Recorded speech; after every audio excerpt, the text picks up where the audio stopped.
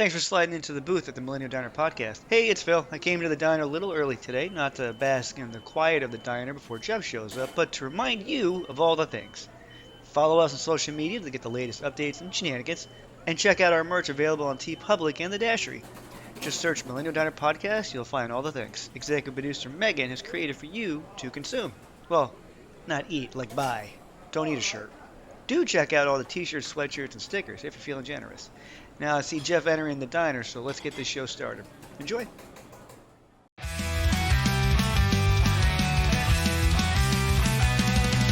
Jeff and Phil, they take the stage. Two voices wise beyond their age. Spin vinyl tales of old punk days. Rock and rebel in caffeinated haze.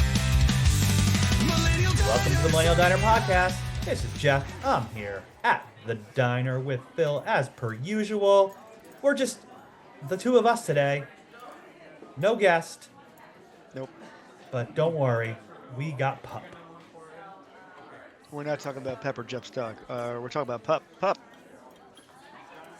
The one, the only PUP, the great Toronto-based punk band PUP. But before we get into that, are they from Toronto? They're Toronto. Yeah, Toronto. They're Toronto. Before we get into that, let's get our diner order in. I'm gonna have, such a tough one.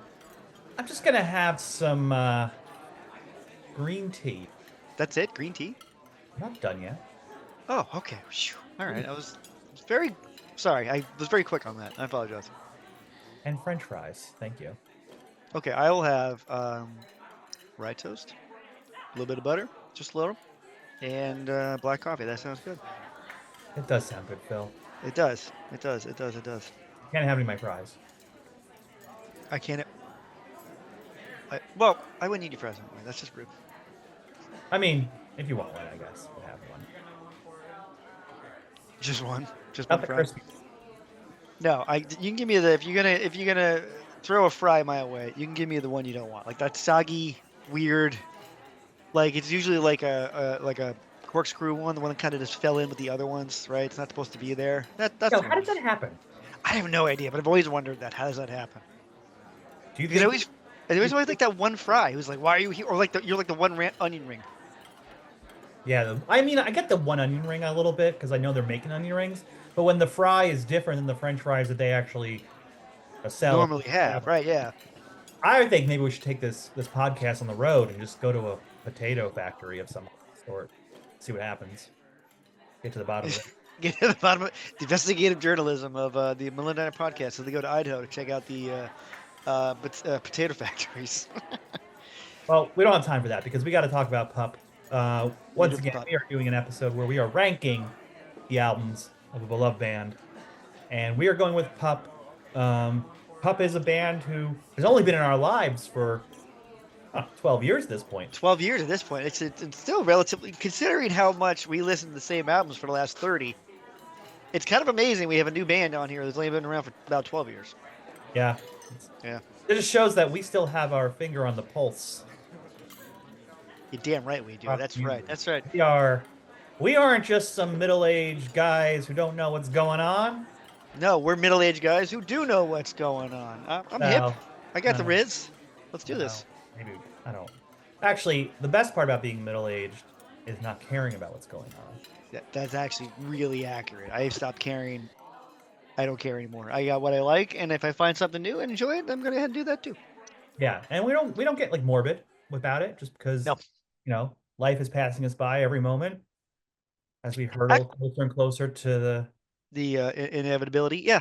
No, actually, it's an interesting thing to actually kind of get a little older and see bands starting to come up and what I really love is when I see bands, the fans of bands, and you can see how like the vibe we had when we were their age. It's gonna sound weird to say that, but it's still there. I think that's really cool. Aggressive, loud music is still popular, and I'm cool with that. Actually, I think it's even more so popular now than it was when we were younger. no, it's the whole. It's a whole industry.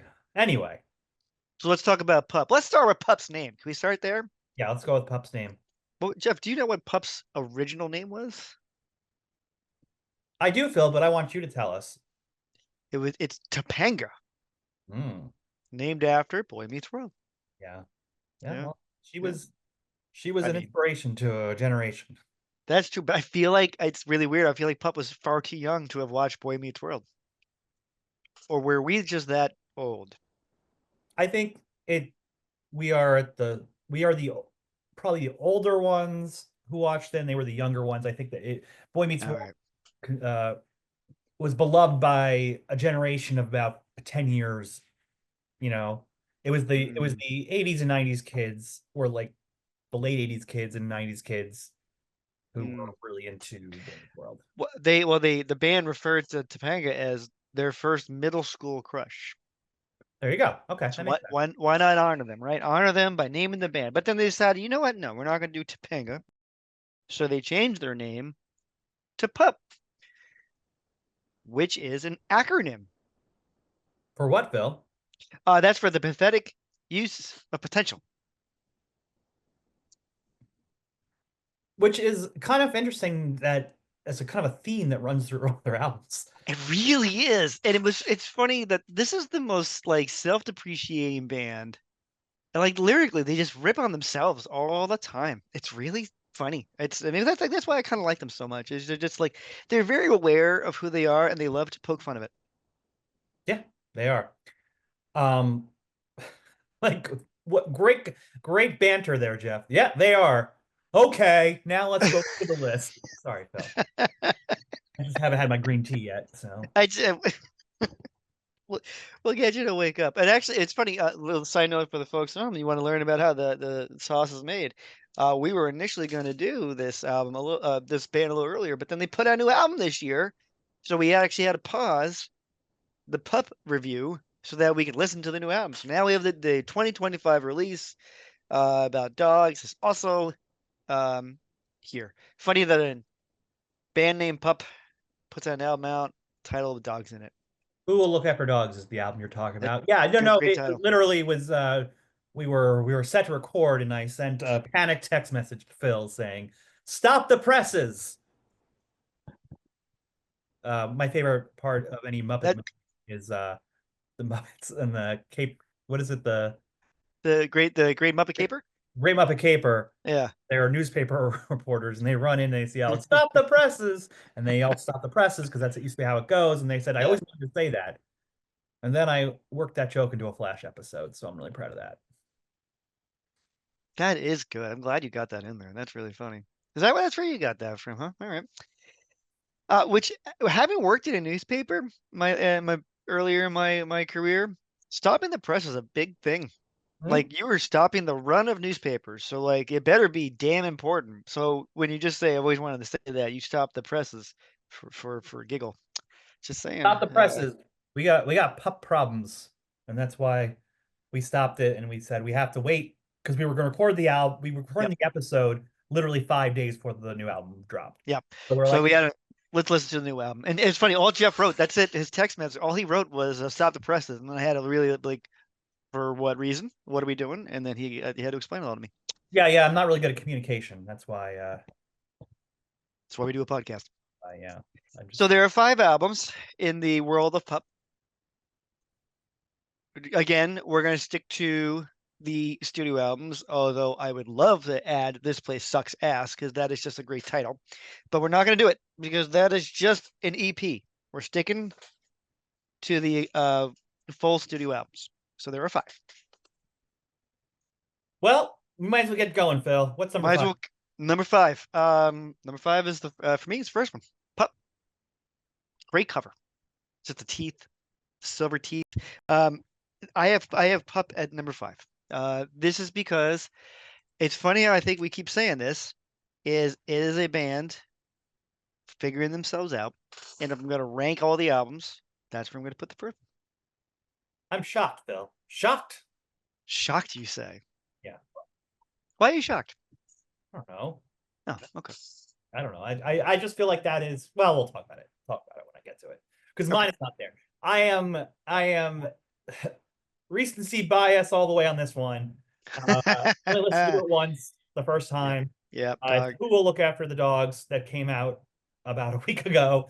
Um, again, give it time, it may change. I love Get Dumber with Jeff Rosenstock. Oh gosh, is that good? Mm-hmm. It's funny to me. It's funny like they end up having a song with Jeff Rosenstock because I know they tour with him a bunch, but I feel like as PUP move through their album cycles, they Yeah, start to sound more like Jeff Rosenstock. they do. Actually, I can hear that. Yes, you're right. Yeah, That's really funny. I never thought about that. Yeah. there's like a similarity there just in the sound, but at least to my ear, I don't know. But yeah, Jeff Rosenstock, Long Island's own, um, punk rock prince. I don't know if that's what he want to be called, but uh, So punk rock, what do you want to? I don't even know how you would quantify that one. punk rock prophet. I don't know. Yeah, I Something. like that. Let's go with that. I like that. Yeah. So who will look after the dogs? Like I said, I'm just getting into it. It does everything I want from a pup. It's got self-deprecation. It sounds a little more mature than other albums. It does sound a little more mature than albums. I'll give you Feels that. Yeah, like there's some 100%. crisis going on in there. It's got chaotic energy with reflection. So this is definitely, and I think the album before this is where it starts. Is there's a little bit more of an indie flair coming into Pup these Yes. last two albums. Yes, I agree with you there. What do you have? Oh, it's my turn for number 4. I'm not used to going first and being the one up to do all the first. So this is where I put dogs. Actually, I will who will look after the dog. I put that at number 4. The reason why I have this one as number 4 over no, I keep track of my list and I wrote keep writing your things in there. Reason why I have number 4 for who will look after the dogs over Pup the self-title is I feel like it's the opposite ends of the spectrum. You had a band for number 5 with their self-title was just figuring who they were. There's a lot of it's not it audibly it's all over the place, right? But in like in a good way, in a good fun way. Very aggressive. I actually find Who Will Look After the Dogs to be lyrically as aggressive and as dark and angry, but the product is a lot more polished. Mhm. And I think that's really what kind of pushed it over the edge for me. I feel like it's actually one of the angriest albums they have, but it is very polished, and that is I'm kind of excited where they're going with it. Now, granted, we could redo this album when we do a reboot 10 years down the line, and I completely will change my opinion. But I think No Hope as an opener is fantastic. Fantastic. Uh, Phil, I saw on social media you were thrilled about your copy of vinyl that came in the mail for this album. Oh, I was so excited about that. Yes, so when I got a copy of in the mail, it looked like someone tried to shove it into a 2 by 2 inch square. It was torn down the middle. Luckily, the album itself was in fine shape. But I will say this: commend to the folks who are running the Pup helpline, wherever that is. They got me a new copy of the album, Lickety Split. So I was real excited, real appreciative of that. Look, the pup people. They know what they're doing. Pup is for the people. That's what they say. Pup is for the people. I sent them a picture. I said, hey. Because I bought the band exclusive, right? And so I was like, oh, there's a chance they might not have any. So I'm not gonna go through a whole. I wasn't gonna ask for a refund because the album itself was fine, so I'm okay with that. It was just more the cover art was really messed up. But I was like, I'm just gonna ask to see if they have one. And I sent them a picture. I'm like, hey, this thing got a little ripped up. Do you happen to have another copy? And they were like, yep. They confirmed my address and sent it right out to me. I was like, well, this is the easiest return ever. So hats off to the people who are running the Pup helpline, wherever they are. You guys did a great job. Thank you for your help. Possibly in Canada. Possibly in Canada. I sure hope so. What label are they on? I always forget. They're on Little Dipper, I think. Oh, Little Dipper is their own, I think. yeah, Rise, they're on Rise Records. that's what it's. Rise. Okay. All right. You want me to come in here because you're flailing with being first or second? Yeah. What's your number 4? What's your number 4 here? My number 4 is 2022's The Unraveling of Pup the Band. Why do we have that there? I have it there again. This is just a taste thing.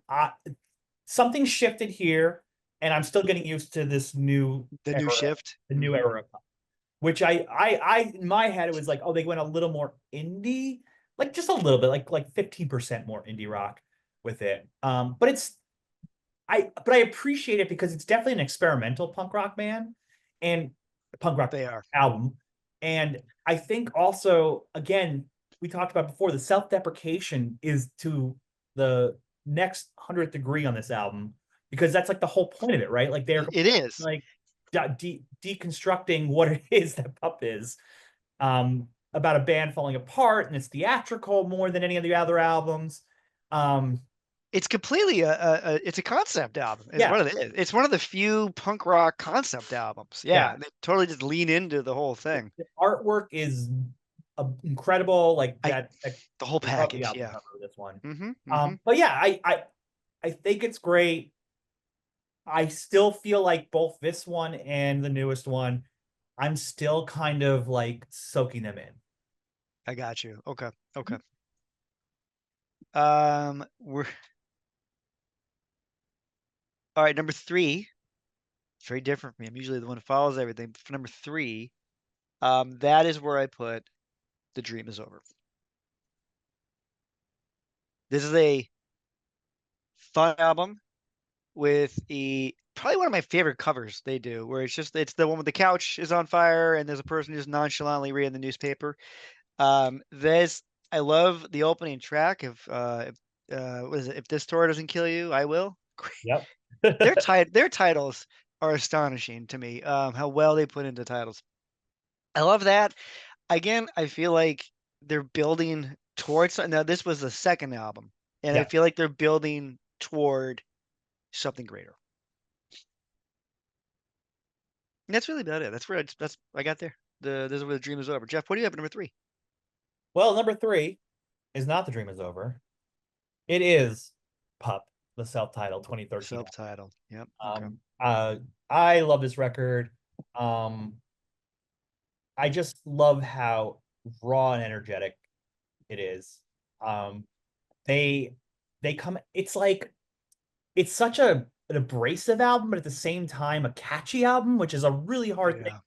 mixed. And that's kind of like what I think of PUP is like they're kind of able to pull this off where a lot of other bands can't do it. Where like I wouldn't be able to like say they're a complete pop punk band because they feel more like a punk band, but they are kind of a power pop punk band. I don't know. They sit in that like special little liminal place where it's like in between both. This one, Meet Me at the Reservoir. Maybe it's because here in Los Angeles, it's fun to go for your runs at the Silver Lake Reservoir, and I was doing that a lot in 2013. So that felt like Gotcha. the appropriate song to be running to at the Silver Lake Reservoir was Meet Me at the Reservoir. Um, I mean, Did just you frantic songs. I just yeah, this is frantic is a great way of putting it. And I think that's like it's funny when because I had pub number five, and it's like where you look at him like it is uncontained. It's like this blaze of noise, and it's so fantastic. But then when I look at him, like, but the trajectory where they're going, I think that's probably why I put that down number five. It's fair. I get behind what you're saying. Putting them at three. At three is a solid choice. Um, number two. It's funny. The more I think about it, I go back and forth between what I have one and what I have two. But number two, I have morbid stuff at number two. I have number two. number two, Morbid Stuff. No more stuff. No more stuff. Number two. First off, great cover. Mhm. The what is it? It's basically like a party Yeah, and musical chairs, but everybody have knives yeah, and they're blindfolded. right. This sounds like the most fun game ever. Um, I think for me again they're building here with all the lyrics about isolationism, not isolationism, feeling isolated, depressed, anxiety. I feel like there's always this constant theme of anxiety and depression running through pop, and that they have to get out of them to be positive and productive, and that's how they do it. Is they go through all the songs. And as a person who has anxiety and depression, I love knowing that there is a band out there who wants to put out music that I want to listen to that deals with all the things I deal with. How about that? That sounds weird. No, it doesn't sound weird. It makes sense, Phil. Uh, yeah, just the title, Morbid Stuff, Morbid stuff. kind of tells you everything. Kids, See You at Your Funeral, full blown meltdown is one of the songs. I mean, like it really, yeah, it hits on. It's a place to really show your wares and connect with the people who are struggling with the same situations. But that's definitely not where I have number two. So What do you have at number two? I have The Dream Is Over. The Dream Is Over. I love a second sophomore album being called The Dream Is Over. That's it. They've reached the peak and now they're Yeah, done. yeah. The dream is Uh, over. Yeah. yeah, I mean, again, I think it builds on what Pup did. Yeah. Um, at times anthemic and unhinged, and just kind of like there's an urgency to this album that just comes across and the energy. I Yep. love DVP. I love If the Tour Doesn't Kill You, I Will, like his song title. It's so good. Great title. That is a great Yeah, title. no, Old Wounds. I mean, again, it's Pup is when it's all said and done, we'll look back at Pup and say like, oh, they were really working through some stuff, right? And you feel that, and this one I think was for me, it's my second favorite, mostly because I love the first one, and that was a first album, so you never know what's Yeah. gonna happen. Second album, and I like the second one more. So there you go. There you go. Which means if folks don't, this is probably the first time I don't think Jeff and I agreed on any one of these albums, and that is completely okay. He had number But I four. will What? say Oh, that starting next episode, I'll have a new co-host. oh yeah, it'd be a pleasure to have been a part of the show. I appreciate you. Was it? Was Appreciate it you. Phil? The dream Yeah, it is was. over, Phil. The The dream is dream over. is over. No, yeah, the dream is definitely over. I don't know who's gonna look after this show when I'm all gone. I mean, but that's fine. You know, that's fine. That's I'll start my own podcast. About Topanga. So there you go. For me, the number one album was Unraveling of Puppet Man, and I think it's you even said it, and I was like, that's why it's number one. You were like, well, it's basically the whole package, Yeah. right? And I was like, that's why it's number one for me. Uh, it's got the album cover. It's got the back album cover, which honestly a lot of bands tend to ignore the back cover. And I'll tell you this right now, Pup never misses on any album cover or back cover. They don't miss. The back cover is amazing. Like it's all melty. The dude's like melty out of the way, and it's all because he was on fire, right? Um, it's a rarity to be a punk rock concept album that I mean, the dude he has the song Robot like Writes a Love Song. I mean, he refers to himself as a robot. I mean, he's just chugging out songs and all this. Like, I love the humor of this, the dark humor of this, the self-depreciation, the anger, it's got everything in it that I want from Pup, and I feel like it's what Pup can do in its entirety. Like all the engines go, unraveling a Pup, the band is what happens. Phil, That's yeah. yeah, I feel that.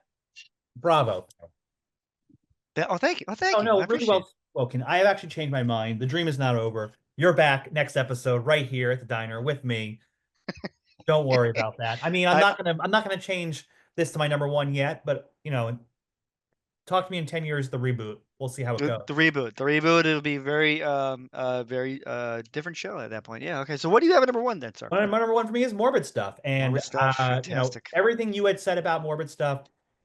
Again, it feels like to me there was a succession of Pup to The Dream Is Over to get into Morbid Stuff. And Morbid Stuff is the more pop punk version of the raucous first two albums. It still has some Yes. of that raucous energy, but their sound is refined a little bit more. I think they're getting a little more emotionally honest in this one. That's Um, fair. Okay, I can get behind and that. I Sure. totally Yeah. see that this then becomes the unraveling of puppet. Like I see the progression they're going in, but for Okay. whatever reason, this is the last one that like I loved.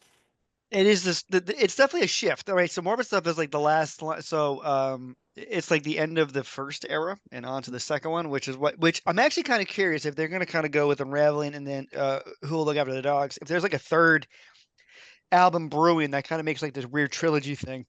Feels like they Um, should be. It feels like that's where they're headed. I feel like that's very much what this band would do. One, but two, I really like the point you just made about watching how one album leads onto a next. I actually, when you look at Pups in his discography in totality, you see, at least I do, So everybody will, because that's how I'm going to do this. But you see, like this ascent, like the band gets better.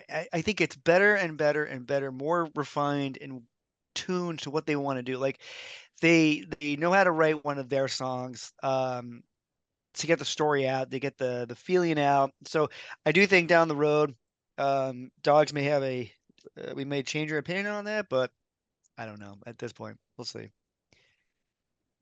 I don't think it's a pathetic use of potential. I actually feel like they're really in with their potential. Like I think they're exceeding their potential.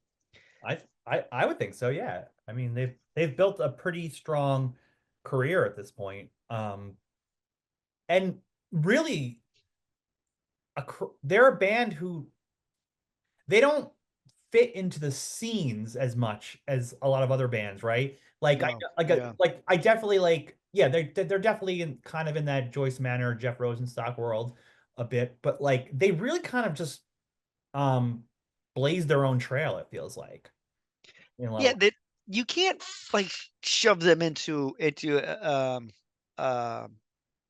like a box anywhere. And I think I kind of like that about them. They're kind of this I don't know, gnarly punk band from Toronto who's really kind of. I also am happy the Toronto punk scene is still going. But like that, they just kind of they're doing their own thing, and I'm all in on it. As long as they keep writing really great stuff, I'm in. All right. The pup dream continues. Yes. All right, Phil. Yeah. I dropped all my French fries on the floor, so I need to leave.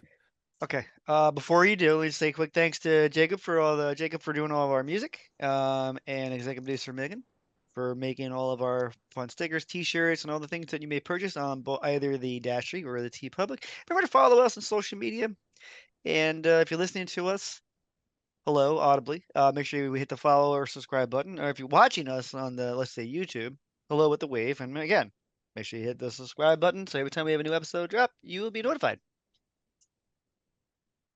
Okay, the All corporate right. part is over. Thank you. Well, good luck, Phil. I heard today's the unraveling of Phil the podcaster, so have fun with that. It's morbid stuff, I'll tell you that.